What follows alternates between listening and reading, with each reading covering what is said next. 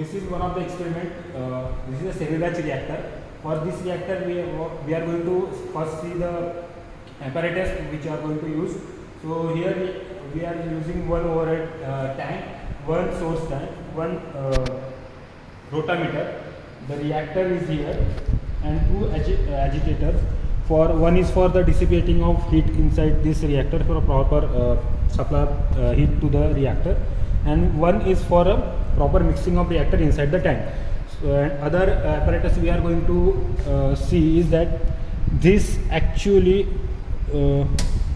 is for maintaining the temperature. Though we are working on the isothermal, so we are not changing the temperature here. We are only changing the flow rate for this experiment. Okay. And this heater, though we are not working on the temperature variation, so there is no need to change the temperature also. This is the pump to supply the reactor to the overhead tank and then to the reactor. Okay, so another apparatus is being used is here, the conical flask, 4 to 5 conical flask we are going to use. We are going to use 1 liter of measuring cylinder, and we are going to use syringe to extract the or to take the sample from this reactor, and one beaker and conical flask will be mentioned. So what we are going to actually do? Why this is called a semi-batch reactor? This reactor is called semi-batch because one of the reactant in this reactor is in a batch mode and another reactant in a continuous mode. So for this experiment we are going to use ethyl acetate in a continuous mode and NaOH in a batch mode. So what we are going to do, we are initially filled this reactor with 1.2 liter of NaOH, and as we supply as we fill this reactor with the 1.2 liter of NaOH, we start or we supply the ethyl acetate at 12 LPH or various LPH like 12, 10, 7.5 and 5. So for at 4 flow rate we are going to study this experiment.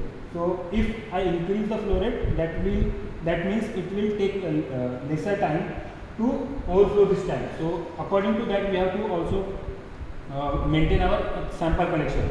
Okay, so for a higher flow rate we are going to collect the lesser sample, and for a lower flow rate we are going to collect more sample.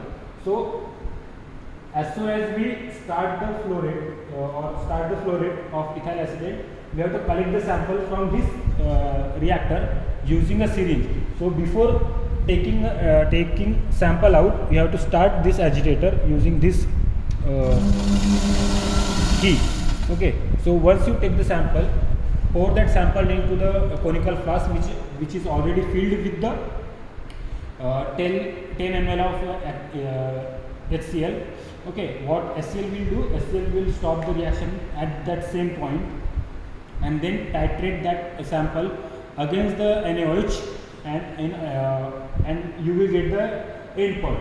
So that end point will show that how much ethyl acetate and NaOH get reacted alongside, and because of that we will going to see the rate conversion of ethyl acetate into or NaOH, and from the conversion we can find the rate constant of this reaction.